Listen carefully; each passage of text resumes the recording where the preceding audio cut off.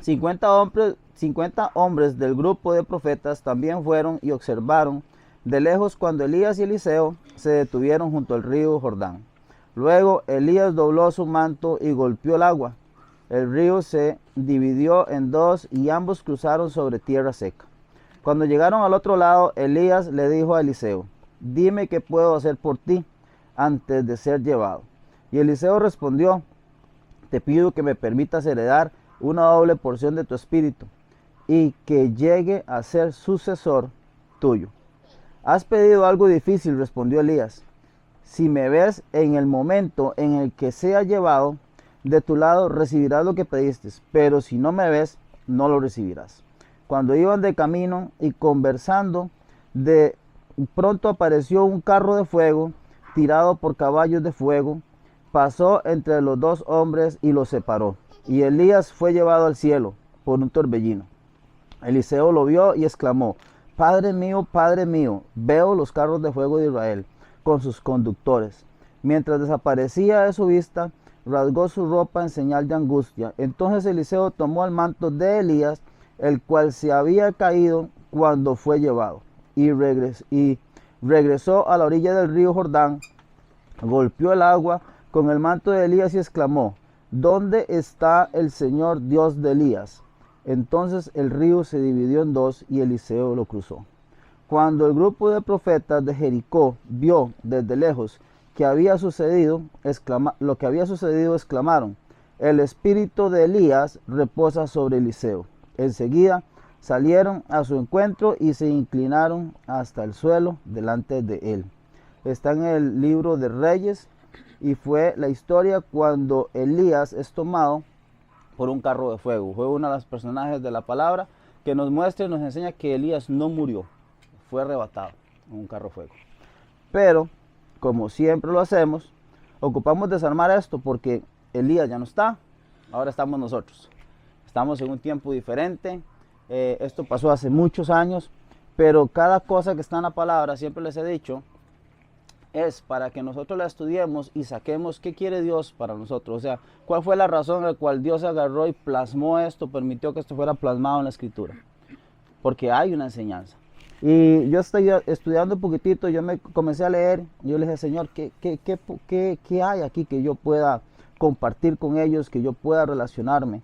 Y el Señor me llevaba a leer, y leyendo todo esto, hay algo curioso que me dice. Elías es sinónimo de Jesús y Eliseo es sinónimo de nosotros.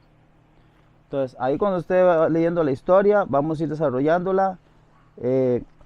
Pongamos a Jesús como un Elías y pongamos a un Eliseo como usted y como yo. Me llamó mucho la atención que dice: cuando llegaron al otro lado, Elías le dijo a Eliseo: dime qué puedo hacer por ti antes de ser llevado. Eliseo no le había pedido nada a Elías, pero caminaba con Elías.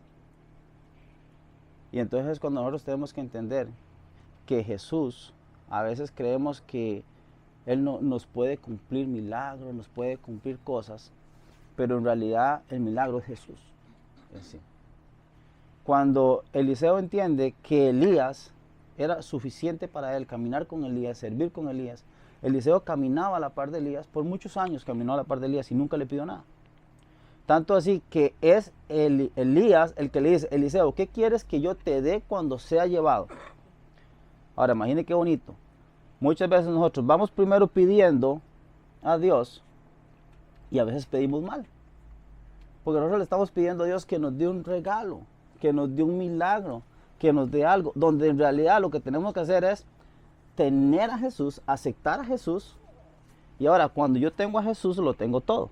Amén. Ya nosotros no oramos para un milagro, nosotros oramos para que Jesús nos acepte. Una vez de que Jesús nos acepte, una vez de que nosotros aceptamos a Jesús como Señor y Salvador de nuestra vida, lo tenemos todo. Tenemos la sanidad, tenemos el control de nuestra vida, tenemos la salud, tenemos el dinero y lo tenemos todo. Porque lo único que no podríamos quitarnos es de la muerte. Y en este caso la muerte únicamente nos llevaría a Cristo. O sea, nos llevaría al galardón por el cual todos estamos en la tierra, que es conocer a Jesús. Un día poder estar delante de Él. Y entonces, debido a una pregunta que me hizo un muchacho, que está por ahí, ayer, él me preguntaba, pero ¿por qué ustedes hablan tanto siempre por Jesús? Todo Jesús, Jesús, Jesús. Y me llamó la atención porque dije, así como él tal vez me está preguntando eso, muchos también lo piensan. ¿Por qué si Dios es el todo? ¿Por qué si Dios es el soberano, el poderoso? Sabemos que todos cuando hablan de un Dios, conocemos a un Dios Padre, que es el dueño de todo, el que creó el mundo, el que lo creó usted y me creó a mí. ¿Por qué nosotros seguimos a Jesús? ¿Por qué nosotros todos Jesús, Jesús, Jesús? Y nos vamos a ir a la palabra para decirles por qué. El versículo, claro que sí. Versículo, palabra y todo. En Juan 3, 16. El que quiera apuntarlo, lo puede apuntar. Juan 3, 16 dice. Eso, Pamelita ya nos ayudó. Pues Dios amó tanto al mundo que dio a su único Hijo para que todo el que crea en Él no se pierda, mas tenga vida eterna. Dios no envió a su Hijo al mundo para condenar al mundo, sino para salvarlo por medio de Él. Ahora entiende por qué seguimos a Jesús. Porque Dios nos dice que únicamente por Jesús vamos a llegar al Padre. Entonces es una cuestión de entender que aunque Dios es soberano, Él dijo, sí, pero hay una manera para llegar a mí y tiene que ser por medio del sacrificio. En la antigua ley, en el antiguo pacto, usted tenía que cumplir una ley muy extensa en el cual no se podía cumplir humanamente, ninguno la pudo cumplir. Entonces cuando Dios dice, bueno, yo quiero que ellos vengan a mí, tiene que haber un sacrificio, que es el Cordero. Y el Cordero inmolado fue Jesús. Él fue el que murió por usted, murió por mí, fue a una cruz y nos pagó con sangre. Entonces, por medio de Jesús, vamos al Padre. Por eso seguimos a Jesús, por eso aceptamos a Jesús y hacemos todo en el nombre de Jesús, pidiendo que podamos ser uno solo con Jesús y con eso tenemos todo y tenemos la salvación. Eso nos hará aptos para presentarnos delante de Dios un día. Entonces, abarcando esa duda que mi querido hijo tenía, ¿verdad? Y que sirve para si alguno otro la tuviera, por eso seguimos a Jesús y por eso todo lo hacemos en nombre de Cristo. No entendiendo que Dios es soberano, pero el que está en medio de Dios y nosotros es Jesús, porque Él fue el que pagó el precio y Él fue el que se arriesgó, el que aun cuando vivió en un cuerpo humano, aun cuando recibió dolor, en algún momento tuvo miedo, incluso dijo, Señor, pasa de mí esta copa si es posible, y dijo, pero que se haga tu voluntad y no la mía. Ahora, mira lo curioso en esa parte. Dios Padre le dice a Jesús su Hijo que no, para decirle a usted que sí. Muchas veces Dios no nos va a decir que sí a todo. Si Dios Padre le dijo a su propio Hijo no, ¿qué nos hace pensar que no nos va a decir que no a nosotros? En algún momento de la vida, cuando Dios en su soberanía entiende que lo que nosotros estamos pidiendo no va acorde a la salvación, Dios nos va a decir que no. Cuando usted pide algo a Dios y no lo recibe, mejor deténgase a pensar si lo que usted está pidiendo realmente es algo que lo acerca a Dios o lo aleja de Dios. Porque posiblemente si no lo recibe es porque no es algo que lo acerque a Dios. En este caso, Dios tiene que decirle a Jesús no, para decirle sí a todos nosotros. Era la única manera en la cual Jesús va a tener su pueblo, el pueblo adquirido con la gracia, que somos nosotros. Y después que ya ahora sabemos que somos el pueblo de gracia, que nos pertenecemos a Jesús y que somos de Jesús, seguimos con Eliseo y Elías. Ahora vemos a un Elías como Jesús y vemos a un Eliseo como el pueblo de Dios, en el cual tenemos que entender que caminar con Jesús lo es todo. Vea lo curioso. Voy a ir rápido. ¿Cuánto? Sí, 15 minutos. Me faltan 4. Bueno, me da un minuto más. Usted me da 1. Usted me da 1. 3. ¿Usted? 4. ¿Usted? 5, 6, 7, 8, 9. Yo creo que me da como para terminar la historia.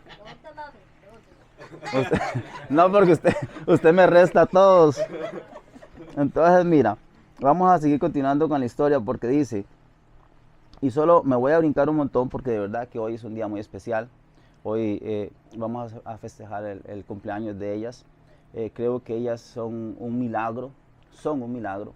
Eh, Aquí está esta mujer que ha tenido que pasar por donde asustan, pero hoy Dios le tiene a estas dos muchachas donde no estaba supuesto que ellas estuvieran acá. Hoy están con nosotros.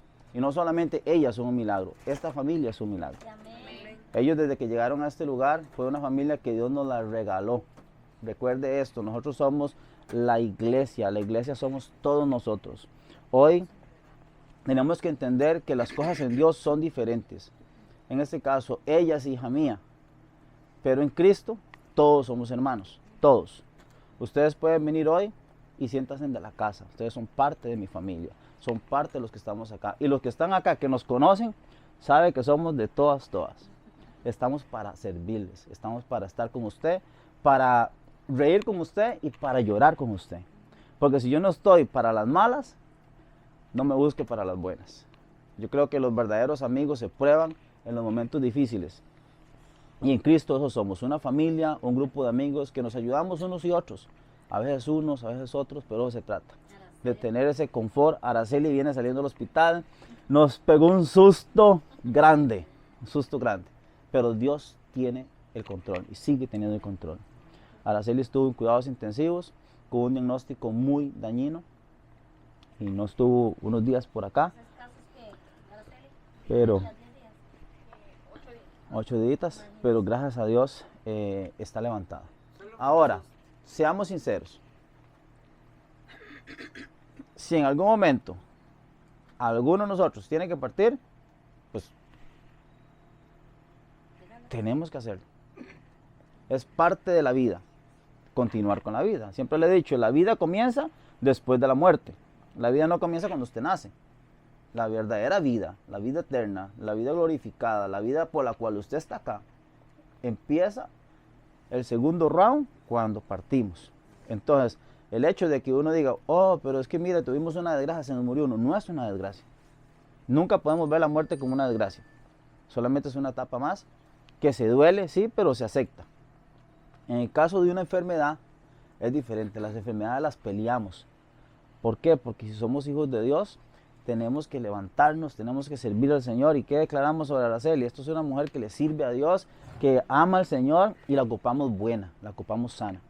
Y así por cada uno de nosotros, los que tenemos debilidades, los que tenemos algún problema, si tenemos alguna angustia, si padecemos de depresión, por eso oramos, para que Dios tome el control de su vida y para que usted sea un hombre estable, fuerte, que se pueda levantar. Y hasta el día que ya usted se levante solito, sin ayuda, ahí vamos a estar para ayudarlo, para levantarlo. Entonces me voy a brincar todo lo que teníamos, porque como te digo, me interesa también que nos reunamos, compartamos y disfrutamos en esta noche. Y solo me voy a ir a una parte que me llamó demasiado la atención. Cuando Elías